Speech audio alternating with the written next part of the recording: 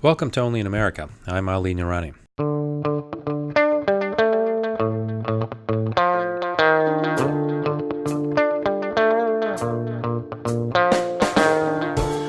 Only in America. Only in America. Only in America. Only in America. Only America. Only in America. This week, the reality versus the media. The fate of more than 350 migrant children separated from their parents and held in U.S. custody still hangs in the balance. He said, "Dad, you left me, you abandoned me, you left me here alone. I want to be with you, come get me." That's what he told me over the phone, yelling, crying.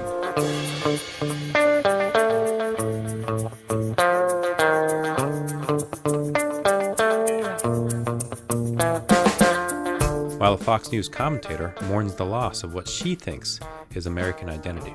Because in some parts of the country, it does seem like the America that we know and love doesn't exist anymore.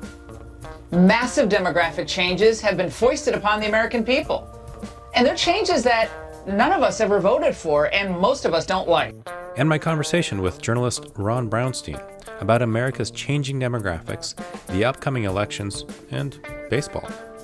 And why America's institutions need to apply the checks and balances they were designed for. A lot of the institutions we thought that would be kind of guardrails on irresponsible behavior or rhetoric aren't that strong and have not been willing to step up, and in fact have basically said, as long as I'm getting mine, I may not like this, but I'll take it. From the National Immigration Forum, I'm Ali Nirani with Only in America.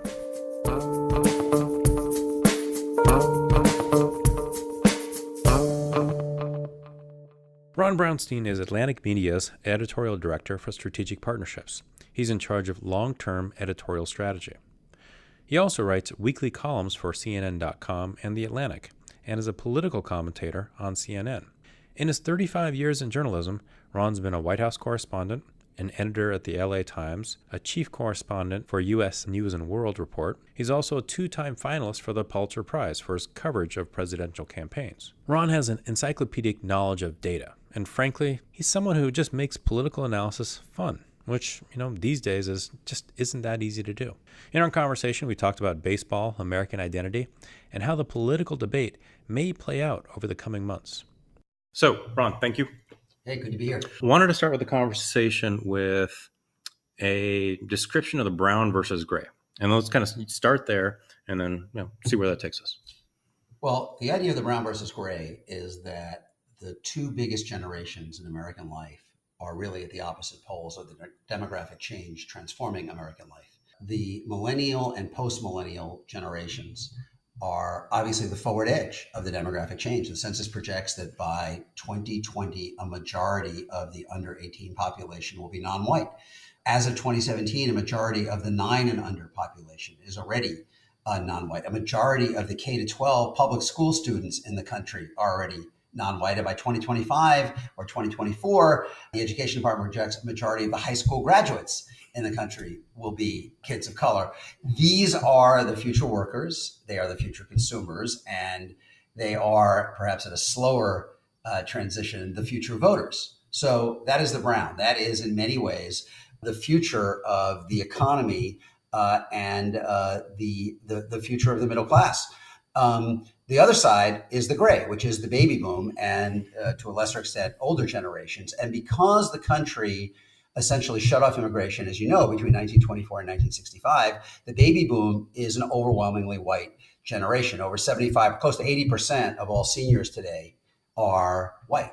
And that number is going to decline very slowly because the generation slightly younger, 55 to 65 and 45 to 55, are still preponderantly white. So in essence, if you kind of think about our politics today, in many ways, what we are watching is, I think, a competition for influence over the direction of the country between the brown and the gray. And of course, as we've talked about before, the problem in that and the kind of the logical inconsistency in that is that ultimately there is much greater interdependence, much greater shared interest between these generations than our politics now allows. So then, but the big question, kind of the way the politics are at this moment, in fact, are dividing the brown and gray is because of where people are living, and in essence, where the growth is coming from and where the shrinkage is happening. Yeah. What's the prism that you put on just the geographics of the brown versus gray? Right. So, as I like to say, we've reached a point in our politics where all the cherries on the slot machine line up in a way that has really never been true in American history, that our partisan differences now align along demographic and geographic lines much more consistently, to the point where you have one part of America that is experiencing all of the economic, demographic, and cultural change and is voting one way politically, and another part of America that is much more insulated against all of those changes and is voting the other way politically. I started covering politics in the 1980s, and there were lots of rural and small town Democrats in places and states that were predominantly white, heavily Christian, barely touched by immigration. Mm-hmm. That's not so true anymore. And there are very few Republicans left in places that are the opposite. So in essence, you have a Democratic coalition that is now increasingly, and especially after November, I think more visibly dominant in metro areas everywhere in the country that are younger, that have a larger immigrant presence, they're more diverse overall, that are more tied into the information economy, more part of the transition to the information economy, more tied to global markets, and more secular. And a Republican coalition that is pretty much on the opposite side of every one of those measurements. Mm-hmm. So they are more, it's more heavily white. It is more predominantly Christian. There are fewer immigrants. There are fewer info-age jobs. It's more agriculture, manufacturing, energy production. It's more blue collar. And this separation, just take one example, the one that you kind of allude to, immigration. Mm-hmm. Donald Trump won 26 of the 30 states where immigrants are the smallest share of the population. Right. Hillary Clinton won 16 of the 20 where immigrants are the largest share of the population. 42 of the 51 Republican senators come from the states where there is the smallest share of immigrants. On the other hand, 60% of the Republican senators just about come from just the 20 states where white Christians are the highest share of the population. Mm-hmm. All of these dimensions, all of these dynamics now track, and that is producing an environment that we really haven't seen before. I use the phrase coalition of transformation and a coalition of restoration. I believe the central dividing line in our politics is between the places and people that welcome the changes that America is living through and those that view them as threats. So then a lot of the times I find like the communities that are changing, yes, there's an incredible amount of tension in them, right? But there's also an element where if you're seeing places, for example, you're seeing civic leadership saying we're going to welcome immigrants. And I'm not saying it goes rosy. I'm not saying it goes well or perfectly, but it goes well enough where there's a growth and some vibrancy to it. So a lot of folks, and particularly in my world, in the advocacy world, will say, okay, if immigrants are moving in, we're only year, 2 year, changes on the horizon because people will they'll come to love the Maria or Muhammad that they know. Yeah. But I'm not sure that's the case anymore. Well, so there are a couple of things. I mean, this goes back to the point from the first question, which is ultimately there is a shared interest between older white America and younger, diverse America that was obscured by our politics and is now actively undermined mm-hmm. by our politics. I mean, President Trump portrays younger, diverse America explicitly as a threat to older white America, culturally, security-wise, right. Rapists and murderers and, kind of thugs in cities, and economically. In fact, we're adding 40 million more seniors in the next 30 or 40 years. There's no way around that. That's just the way that, the demography mm-hmm. is baked. The best projections by Pew and others is that there would be essentially no growth in the workforce under the level of immigration, legal immigration, that Trump, Tom Cotton, David Perdue, and others are proposing. If you cut legal immigration as much as they want to do, you will essentially guarantee that the level of taxation to support Social Security and Medicare on the working age population will be unsustainable. If you're adding 40 million more seniors and no more workers, mm-hmm. something's got to give. Mm-hmm. And the reality is, as I strongly believe, that the older white voters at the core of the Trump coalition need a growing workforce to support the Social Security and Medicare. And that they rely on, and that the immigration cuts that they are supporting on cultural grounds threaten them on economic grounds. And the advanced kind of measure of that is how many of these cities, as you know better than I, particularly in the Midwest, that have suffered a net loss in their working age native-born population because they're having trouble holding. They are turning to immigrants as a way of kind of maintaining population growth, retaining kind of an economic base and a base for the schools and so forth. And I think that is the same kind of dynamic that we will be living through broadly as a country over the next several decades. The phrase I use sometimes is there is no economic security for the gray without economic opportunity for the brown.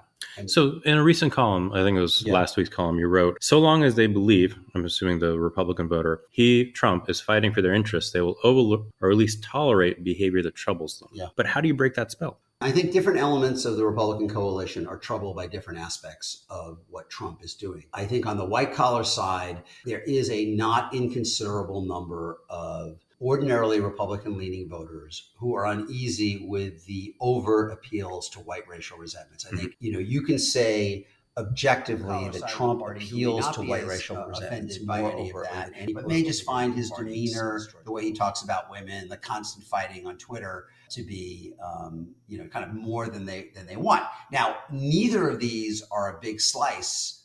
Neither side is a big slice of the Republican base. Maybe looking at the Republican coalition more broadly, you could say that there is clearly a pullback from Trump on the white collar side, that he is underperforming where any other Republican president would be, particularly given that unemployment is at 4%. And he's looking at a disapproval rating among college white voters at 60% consistently in polling. That's pretty amazing, considering how well they're doing economically. To some extent, the spell, the idea that there is no cost to this and that there's some kind of wizardly hold on people, I think is mistaken. I mean, he is at 41, 42, 43, on his best day 45 with unemployment at 4%. That's kind of pretty unprecedented by itself. And it shows that this kind of behavior does have some cost. Can he lose more people between now and 2020? I think potentially more on the white collar side than the blue collar side. But if you ask me how Trump loses, it's probably going to be less around erosion of the Trump coalition than mobilization of what is still probably 53 to 57% of the country that doesn't want to go down this road. So when you're looking at the question of immigration, how it plays out on the economic, the cultural, obviously in the political context, are there states, communities, regions that are bellwethers for you, and why?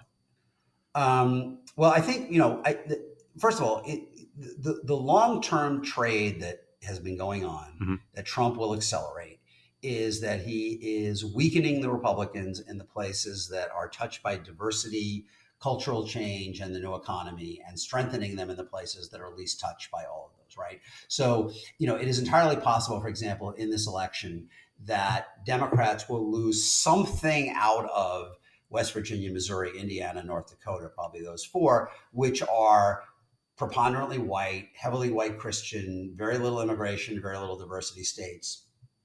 To some extent, it's an act of political levitation that they're holding these places at a time when all of those constituencies are moving more Republican. On the other hand, it's entirely possible that Democrats are going to win Nevada and Arizona and potentially Tennessee, states that are, the first two are heavily diverse. And the last one is one that is, seeing some transition to the new economy. Florida is kind of the exception here, that is more about idiosyncratic kind of personal stuff. So it is, and similarly in the House, where you could see Republicans, I believe we will see Republicans experience substantial losses in diverse and white collar suburban districts inside of the metro areas, but having relatively little, really little erosion outside of that in small town, rural, preponderantly white districts. I mean, there are a couple. There's Iowa 1, Iowa 3, downstate Illinois, upstate New York, maybe half a dozen, 7 or 8. But by and large, I think you're going to come out of this election with a trench in the House that's even wider and deeper than it is now. With pretty much anywhere there's a beltway, Democrats will be, dominant inside and Republicans will be dominant outside. And so you have this really stark division. Right.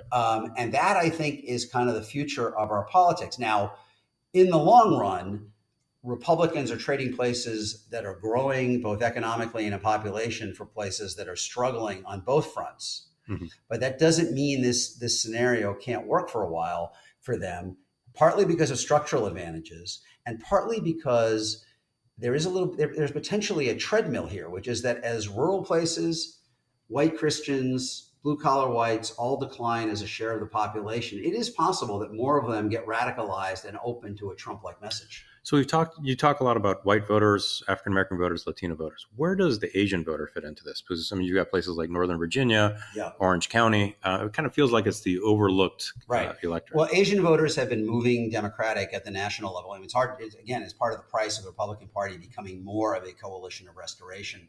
Voters not feeling part of it. But there were a 50-50 constituency as recently as 1988 in the president race. And now in 2016, they voted more heavily Democratic than Hispanics did, according to the Expo. Orange County is the big exception, interestingly. I mean, Orange County, started with the Vietnamese population, Chinese American population, historically anti-communist, drawn to Republicans. When the Orange County Board of Supervisors voted to join Trump's lawsuit against the state of California, it was 5 Republicans on the county board. 3 of them were Asian American Republicans. Yep. Voted to join this lawsuit.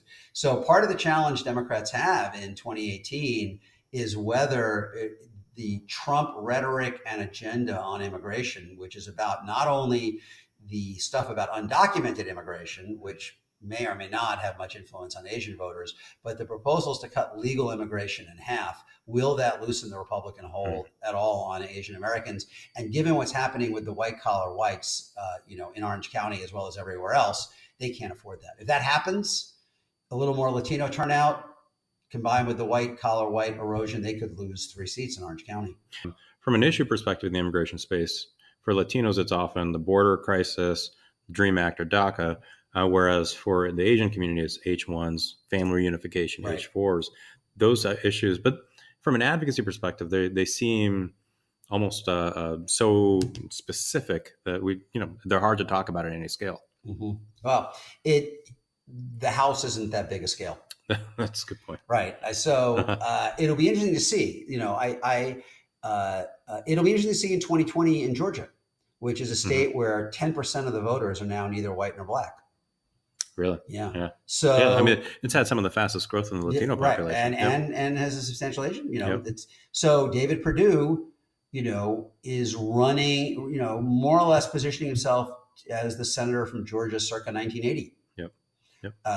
Co-sponsor of a 50% cut in legal immigration, and there is an audience for that, no question, in Georgia. But can you make that an issue, particularly to look? I mean the prospect, again, under the bill that Cotton and Perdue proposed and that Trump endorsed, the best estimates by Pew and others is there would be virtually no growth in the workforce over the next 40 years while we're adding 40 million more seniors. Mm-hmm. Now, you tell me how that adds up. I mean, what that means, I think, inexorably, is first tax increases on millennials and then benefit cuts. Mm-hmm.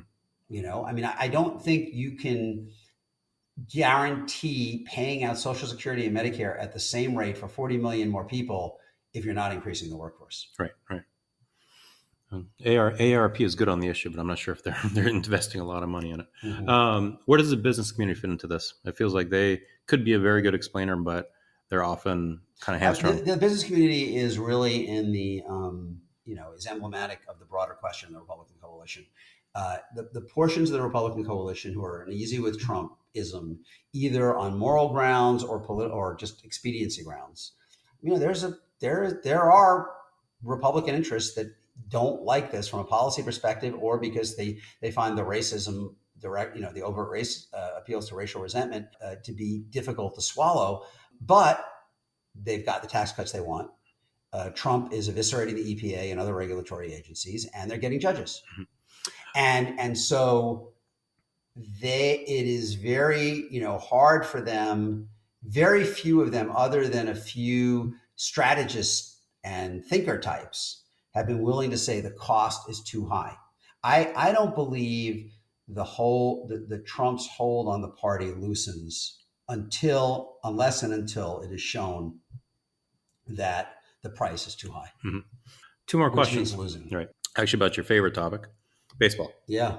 So how would you track kind of the diversification of baseball, of Major League Baseball, with the diversification of the country? Yeah, it's been extraordinary, right? Mm-hmm. I mean, it is look, other sports too. I mean, they're all world games now. I mean, in basketball and hockey, we're drawing from European countries, Mm-hmm. but in baseball, we're drawing from the Latin American countries. And it is a great example of how you can rejuvenate in a all-American institution Mm-hmm. by broadening your lens and your funnel. I mean, even the wedding, the royal wedding. Mm-hmm. I mean, when they had the choir on the steps singing "This Little Light of Mine" in a British royal wedding, like, I don't think anybody felt diminished by that. There was addition. It was, you were bringing things together and creating a synergistic kind of value. And baseball certainly, Mm-hmm. I mean, is there anybody who thinks that baseball has been hurt by the Latin influence? Right. I mean, anybody who thinks that like basketball has been hurt by all of these kind of white Europeans, whose English in some cases may be really suspect. The reality is that if you look at it electorally, the parts of America that are most uneasy about immigration are the parts that are least affected by it. So, in staying on the sports thing, what did you think of the controversy in France and Germany after the World Cup, and how all of a sudden there's this national debate of what does it mean to be French or what does it mean to be German on a national soccer team? I think Europe is going through.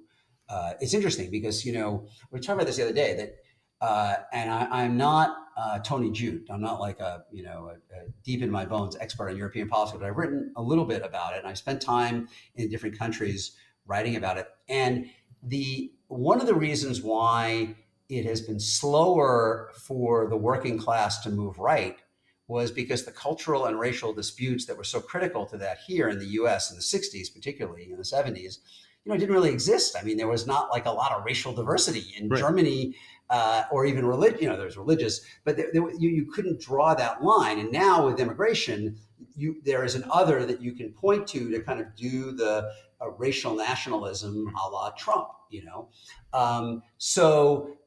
That is, and you are seeing the same kind of transformation, restoration divide that we have with the more cosmopolitan regions of the country generally voting for a more inclusive, progressive politics, and the places that are kind of left behind economically but also untouched by this diversity being the most hostile to it. So, I'm guessing in Paris they were perfectly fine with the nature of the French national team, and there are parts, smaller parts of the country where they were uneasy about it. I mean, this is the fault line through the Western democracies increasingly, and it's not only race, because it's essentially, do you believe that the changes that are transforming these societies are beneficial and that you come out better on the other side, or do you feel that you are being eclipsed or threatened? It's intrinsically different. I mean, I don't know if we ever talked about this, but certainly if you were going to draw up a scenario in a novel about the kind of strains a country would go through when it's living through the level of demographic change that we are, where a majority of the under 18 population will be non-white for the first time in history in 2020 or so, and a majority of the K-12 population was non-white for the first time in history as of 2014. And for the first time in history, white Christians are not a majority of the country somewhere around 2009. And for the first time in history, white people without a college degree are not a majority of the country as of 2009. I mean, if you were going to draw up a scenario, I mean, many of the things that are happening are what you would expect to happen. The difference now is that you have a president who is committed not to bridging these divides, which are tough, but to making them worse, and at consciously viewing the blowing up of the bridges as a way, it's sort of like Bane in the third Batman movie, blowing up all the bridges around Gotham City.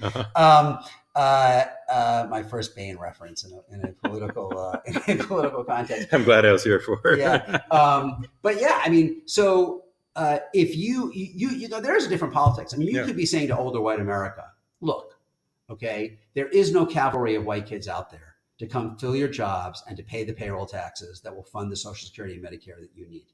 Okay. One of the central dynamics of 21st century America is that an increasingly non-white workforce will be paying for the retirement of a preponderantly white and growing senior population.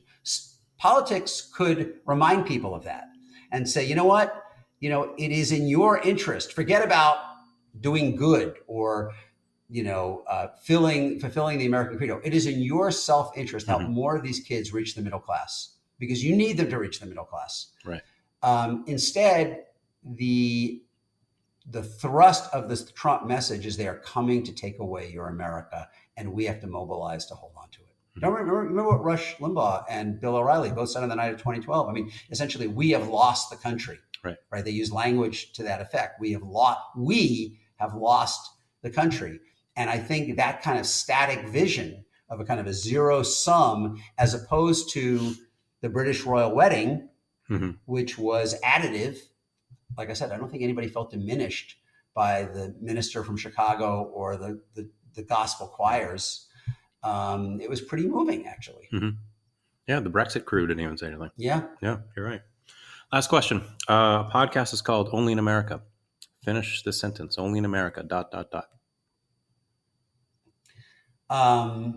I would say, I go back to, he's kind of definitely a prophet without honor modern for lots of reasons. But Al Gore in 2000, or maybe it was when he did Inconvenient Truth, he said, human creativity is also a renewable resource. And the fact is that we are a more open society than many. We are calcifying in lots of different ways in terms of the distribution of opportunity. And, you're actually less likely in America now than many European countries to get from the bottom fifth to the top, all of that. But nonetheless, the way our system works, ideas can come in from the fringe and find a place into the mainstream. And that's not always a good thing. I mean, there are, border walls and lock her up and, kind of the most extreme versions of us versus them populism. But if that's possible, it's also possible to have a very different conversation that, and I say only in America can you upend the status quo as quickly, I think, as we have seen repeatedly. And that, again, it's not an unmitigated good. Because a lot of the institutions we thought that would be kind of guardrails on irresponsible behavior or rhetoric aren't that strong and have not been willing to step up. And in fact, have basically said, as long as I'm getting mine, I may not like this, but I'll take it. But the flip side is that you could have a very different conversation very quickly. Thank you very much. Really appreciate it. Yep.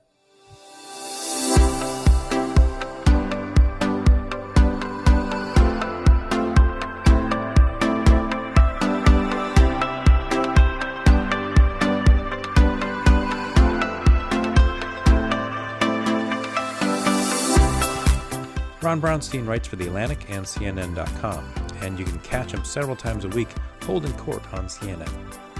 There's more about Ron at our website, immigrationforum.org.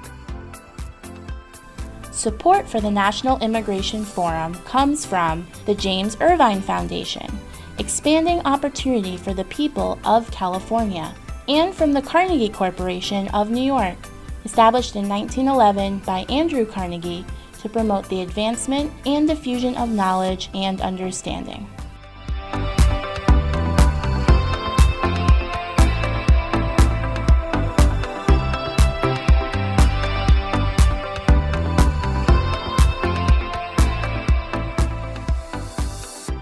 This is Only in America. I'm Ali Noorani.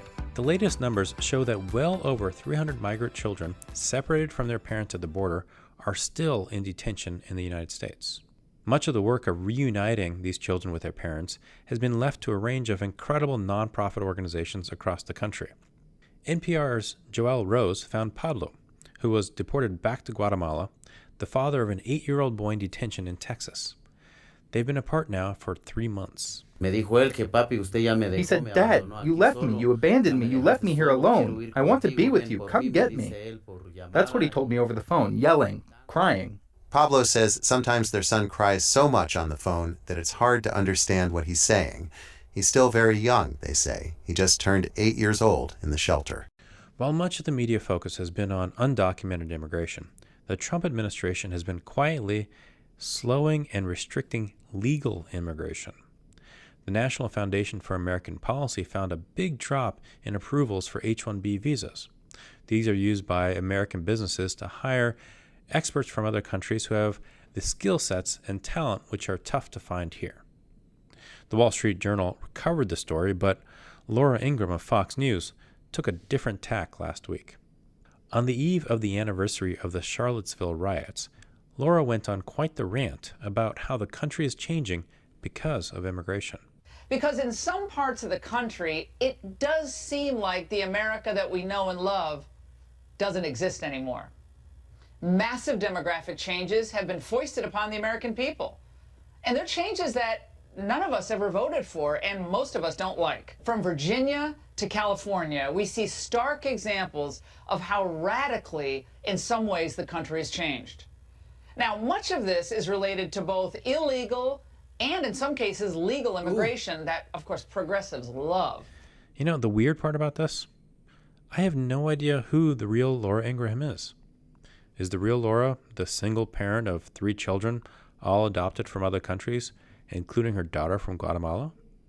Or is the real Laura Ingraham the newstainment host so many watch on Fox News every night? Fortunately, many Republicans are putting country over politics. Here's South Carolina Republican Senator Tim Scott on CBS's Face the Nation with Margaret Brennan. The fact of the matter is that I am thankful to live in a state where I have seen the evolution of the human heart, and I hope that the rest of the nation takes the time to find a way to break bread with someone who's not like themselves, to say to those folks who believe that there's one superior race that they're dead wrong, and that this country will always come together in a way that blesses each other, because we are one nation under God, and I believe that we are indivisible. 1 year since the Charlottesville riots, just a year since Sheriff Joe was pardoned, and the near nightly bugle call of nativism and racism from the likes of Laura Ingraham and Tucker Carlson, it is hard to avoid the questions of race and racism coursing through the country. Back in July of 2016, Gregory Rodriguez and Don Nakagawa wrote, "There is a specter haunting the Western world. It isn't an ideology. It isn't a well-defined social or political agenda. It is emotion." What Gregory and Don wrote back then remains absolutely true. Facts and figures have little currency. Policy proposals fall victim to politics. Look, all Americans are not racist, but I think most all Americans have become emotional basket cases, particularly when it comes to our immigration debate. Which is why I think what Senator Scott said was so important. We need to take the time to find a way to break bread with someone who's not like yourself. Through this podcast, Only in America, we try to give voice to people and perspectives outside the traditional immigration debate. Sometimes we get there, sometimes we don't. But we're always looking for someone new to break bread with. Because I have to think that in between the tribalism of cable news, underneath the grenades lobbed across our Twitter feeds, Americans believe they are better than what they see on their screens. They know their fears of migration create chaos and division. And that is why today's immigration debate is not a crisis. It's an opportunity. It's an opportunity to work with faith, law enforcement, and business leaders, immigrants, refugees, and Americans whose families have been here for generations. To work together to make an America that is just and good.